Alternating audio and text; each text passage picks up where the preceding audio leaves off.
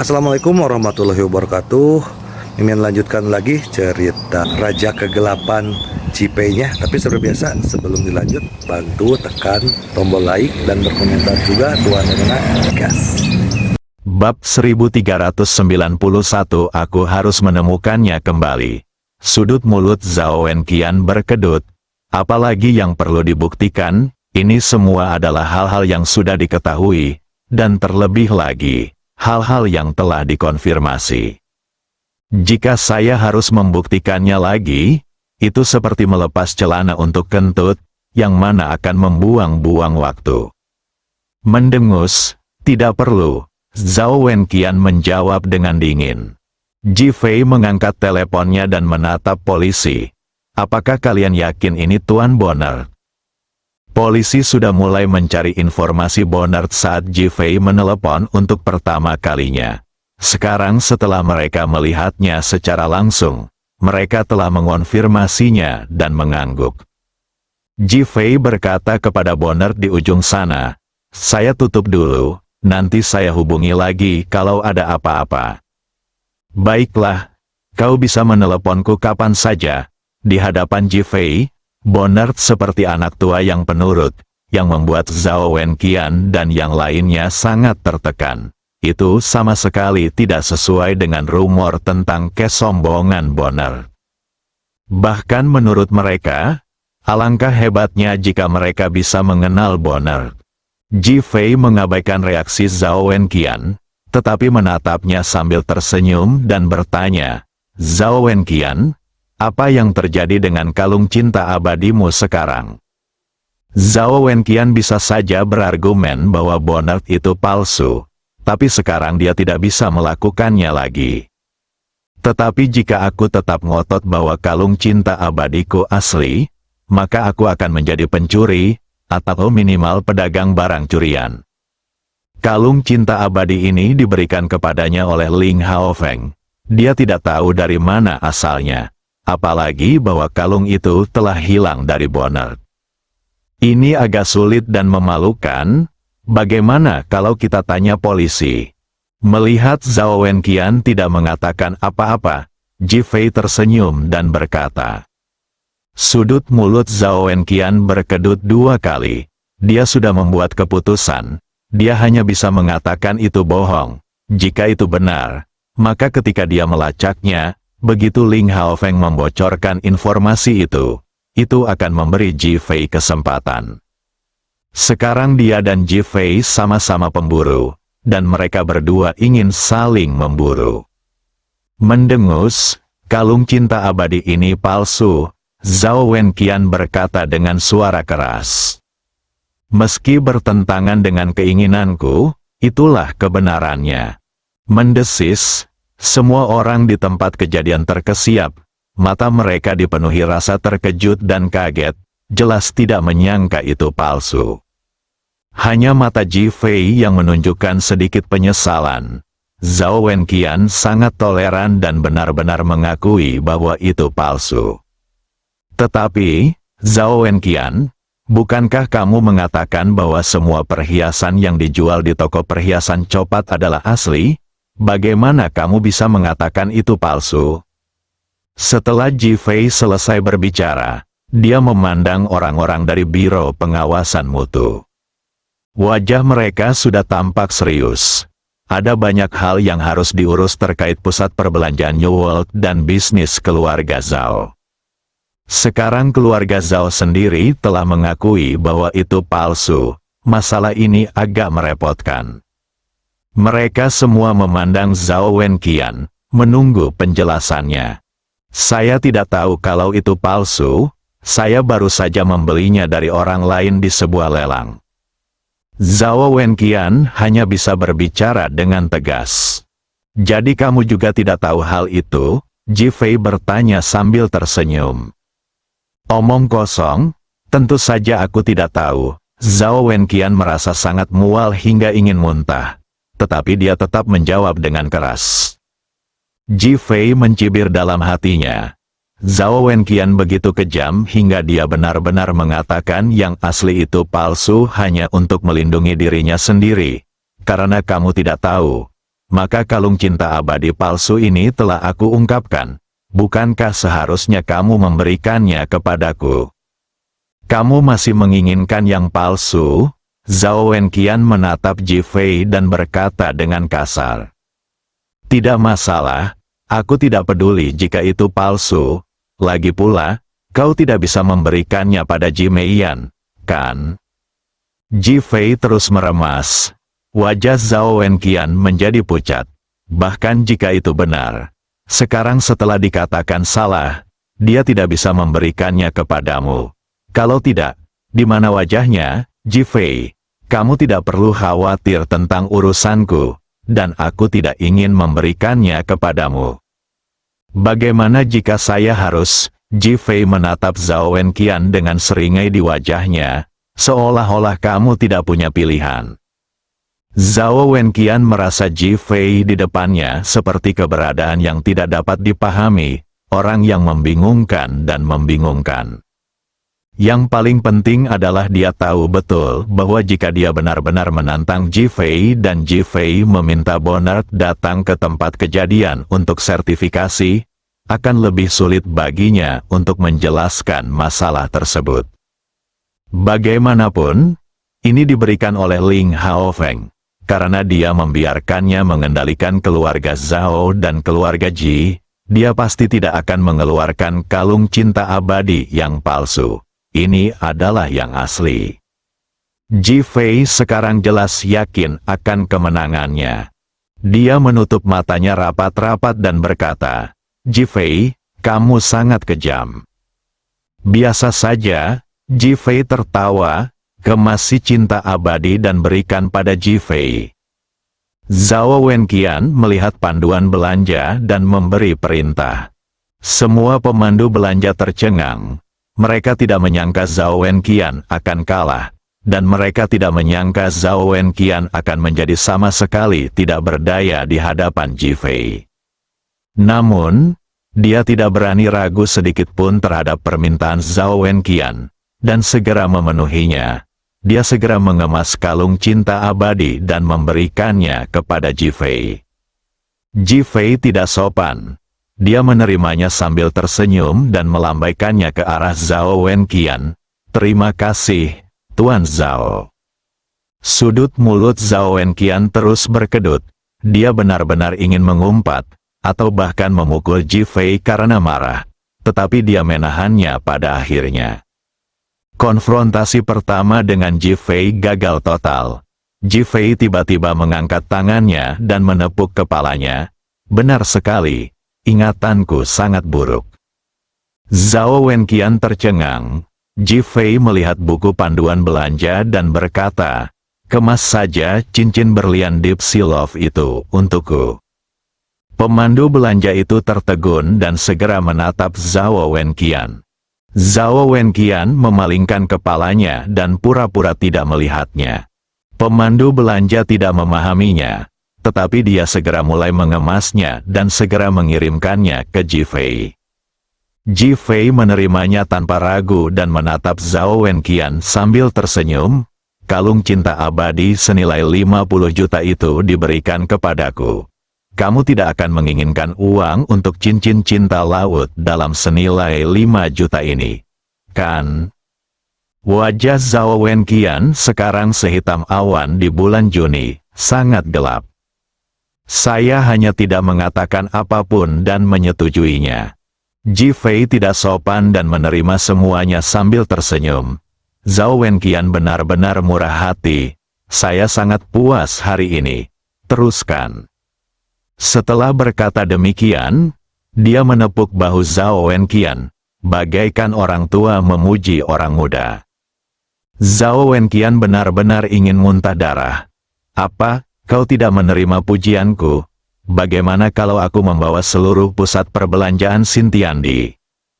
Ji Fei bertanya sambil tersenyum. Ji Fei, apakah kamu siap berangkat? Zhao Wenqian bertanya, menahan amarahnya. Hahaha. Ji Fei tertawa. Kamu marah? Kamu akan marah lagi. Ji Fei, kamu, saya pergi. Setelah Ji Fei selesai berbicara, dia berbalik dan berjalan menuju pintu. Tepat sebelum dia hampir kehilangan kesabarannya, Ji Fei berhenti. Zhao Wenqian mengepalkan tangannya erat-erat, berharap dia bisa bergegas dan meninju Ji Fei 2 kali. Dia menjadi gila. Biro Pengawasan Pasar Anda harus memeriksa Xintiandi, saya rasa tidak ada yang palsu. Ji Fei mengatakannya dengan tenang ketika dia tiba di pintu. Orang-orang dari Badan Pengawasan Pasar tercengang, kemudian mereka saling berpandangan dengan ekspresi penuh tekad di wajah mereka. Melihat kejadian ini, Zhao Wenqian menjadi semakin geram. Ji Fei, aku harus menangkapnya kembali. Ji Fei mengabaikannya, tetapi wajahnya penuh kegembiraan. Dia hanya menunggu Zhao Wenqian datang menemuinya. Bab 1392 Kamu akan menjadi menantu perempuanku mulai sekarang. Tempat parkir, Ji Fei melemparkan kotak cinta abadi kepada Si Bin.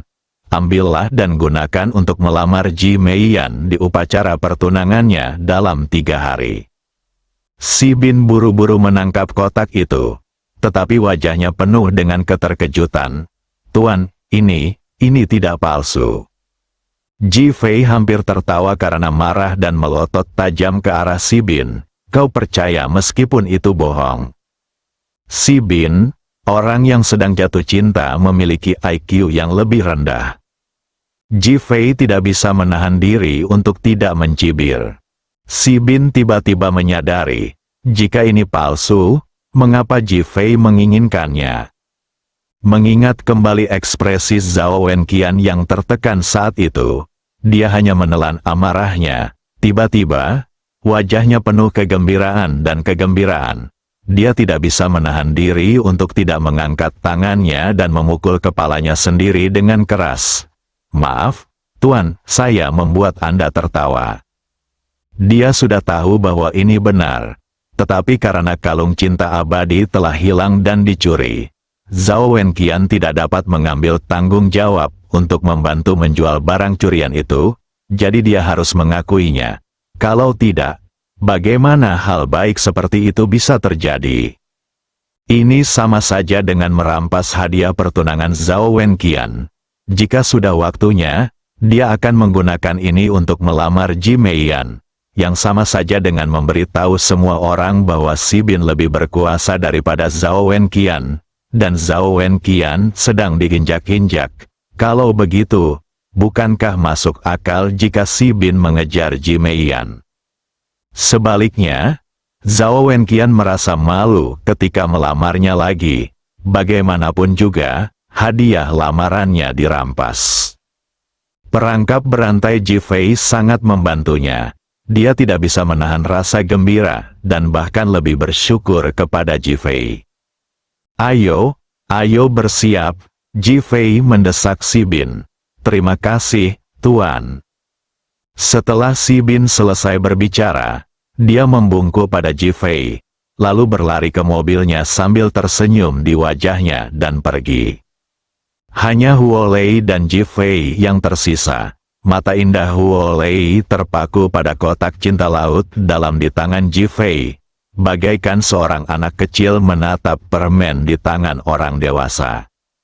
Melihat ini, Ji Fei tersenyum dan bertanya, apakah kamu menyukai cincin berlian cinta laut dalam ini? Wajah cantik Huo Lei tiba-tiba memerah, bahkan sampai ke pangkal lehernya, tetapi dia tetap diam. Untukmu, Ji Fei memberikannya langsung kepada Huo Lei.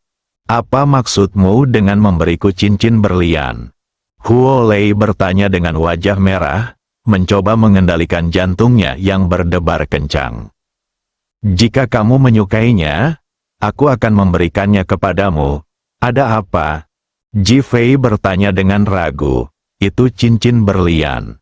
Holly mengingatkan, lalu kenapa? Bukankah kau adikku? Ji Fei pura-pura bingung. Huo Lei menarik napas dalam-dalam dan menahan amarahnya, menyadari bahwa Ji Fei hanya berpura-pura bingung. Akan tetapi, Hal itu juga membuat dadanya langsung terangkat lebih tinggi, hampir mengenai dada Ji Fei. Matanya yang indah menatap Ji Fei. Matanya penuh dengan keindahan dan kecemerlangan, tetapi dengan lebih banyak kristal dan lebih banyak antisipasi. Ini untukmu, Ji Fei langsung memasukkannya ke tangan Huo Lei dan kemudian berjalan menuju mobil. Dia tidak tahan untuk menonton lebih jauh. Dia benar-benar khawatir jika dia terus menonton, Huo Lei akan menangis, dan kemudian dia akan mendapat masalah. Huo Lei berdiri di sana sambil memegang kotak Deep Sea Love. Wajahnya penuh dengan kerumitan, bahkan sedikit kesal. Mengapa seperti ini? Tunggu aku. Huo Lei mengejar mobil itu. Ji Fei masuk ke mobil, dan Huo Lei juga masuk. Saya tidak menginginkan ini. Huo Lei menyerahkannya langsung kepada Ji Fei. Apakah kamu takut adik iparmu mengetahuinya? Ji Fei bertanya sambil tersenyum sambil menyalakan mobil. Tidak. Mengapa demikian? Ini hanya sesuatu yang kau berikan padaku seperti barang tambahan. Aku tidak menginginkannya. Lagi pula, aku mampu membayar 5 juta. Huo Lei sengaja berpura-pura kedinginan. Jadi, apa yang ingin kamu lakukan? Pakailah aku akan mengambilnya. Huo Lei menatap Ji Fei dengan tatapan licik dan penuh harap. Oke. Menghadapi adiknya yang dibesarkan oleh ibunya sendiri, Ji Fei tetap setuju. Dia membuka kotak itu dan mengeluarkan cincinnya. Huo Lei telah mengulurkan tangan kanannya di depan Ji Fei, dengan 5 jari terbuka, menunggu Ji Fei membantunya memakainya. Ji Fei menatap tangan Huo Lei. Tangan itu seputih giok, dengan jari-jari yang panjang dan ramping serta kuku bundar yang dipangkas dengan indah. Permukaannya dilapisi dengan lapisan warna cerah, tidak mencolok, tetapi penuh godaan. Jika itu adalah tangan Li Ruoxi saat ini, Ji Fei pasti tidak akan bisa menahan diri untuk menundukkan kepala dan menciumnya. Dia sangat menyukai tampilannya. Melihat Ji Fei tidak mengambil tindakan apapun tetapi hanya menatap tangannya, Huo Lei menunjukkan ekspresi gembira dan malu di wajahnya. Akan tetapi, dia tidak menggerakkan tangannya sama sekali, hanya menunggu dengan tenang sampai Ji Fei membantunya memakainya. Ji Fei menarik pikirannya dan tidak memegang tangan Huo Lei. Sebaliknya, ia mengambil cincin berlian Deep Sea Love dan memasangnya di jari telunjuknya, yang melambangkan kesendirian. Ketika Huo Lei melihat Ji Fei akan memakainya di jari telunjuknya, hatinya sakit dan dia merasakan kehilangan yang tidak dapat dijelaskan. Tepat saat Ji Fei hendak memasangkannya di jari telunjuknya, tiba-tiba ada cahaya di matanya, dan dia pun mengambil keputusan. Tiba-tiba dia menggerakkan tangannya secara horizontal, dan jari manisnya secara kebetulan berada di depan cincin berlian Ji Fei. Ji Fei ingin berhenti, tetapi Huo Lei sudah memakainya atas inisiatifnya sendiri. Ini Ji Fei menatap Huo Lei dengan wajah terkejut, dia tidak menyangka hal ini. Huo Lei tidak mengatakan apa-apa. Tetapi pipinya memerah saat dia menatap Ji Fei dengan ekspresi bingung, seolah-olah Ji Fei sengaja meletakkannya di jari yang salah. Ji Fei ingin melepaskannya dan memakainya lagi, tetapi Huo Lei menarik tangannya kembali dan berkata, "Aku tahu apa yang kamu pikirkan, aku akan memikirkannya." Diucapkan dengan santai, Ji Fei, saya tak bisa berkata apa-apa. Apa yang perlu dipertimbangkan? Bukankah kamu sengaja memakainya dengan salah? Tiba-tiba aku teringat sesuatu. Huo Lei tiba-tiba berkata dengan wajah merah. Ada apa? Ji Fei menekan keraguannya dan bertanya. Huo Lei tidak menjawab, tetapi mengeluarkan ponselnya dan melakukan panggilan video. Ji Fei menyalakan mobil tanpa banyak berpikir. Ponsel Huo Lei terhubung, dan wajah tersenyum Zhao Mengchen muncul di telepon. Xiao Lei, kenapa kamu punya waktu menelepon ibu hari ini? Zhao Mengchen bertanya dengan senang. Hati Ji Fei bergetar saat mendengar suara Zhao Mengchen. Bu, biar aku tunjukkan sesuatu. Setelah Huo Lei selesai berbicara, dia mengarahkan telepon langsung ke jari manis kanannya. Xiao Lei, apakah kau sudah menemukan kekasihmu? Zhao Mengchen sangat terkejut, namun kemudian berkata, Ji Fei, anak bodoh ini, aku membesarkanmu sebagai seorang putri dan seorang pengantin anak, tetapi dia tidak menyayangimu. Ji Fei yang sedang menyetir sudah merasa gugup saat mendengar suara Zhao Mengchen. Mendengar itu, ia pun menginjak mesin mobil dan mematikan mesinnya. Pengantin anak sudah keluar, wajah Huo Lei semakin memerah. Tetapi dia bertekad dalam hatinya, Bu, ini cincin berlian yang baru saja Ji Fei pakai untukku. Harganya 5 juta. Setelah berkata demikian, dia diam-diam melirik Ji Fei. Ji Fei hampir tidak bisa berkata apa-apa. Di sisi lain, Zhao Mengchen tertawa terbahak-bahak. Hebat, hebat, bocah ini akhirnya berhasil. Mulai sekarang, kamu akan menjadi menantuku. Ketika Ji Fei mendengar ini, dia menjadi sangat cemas. Bersambung.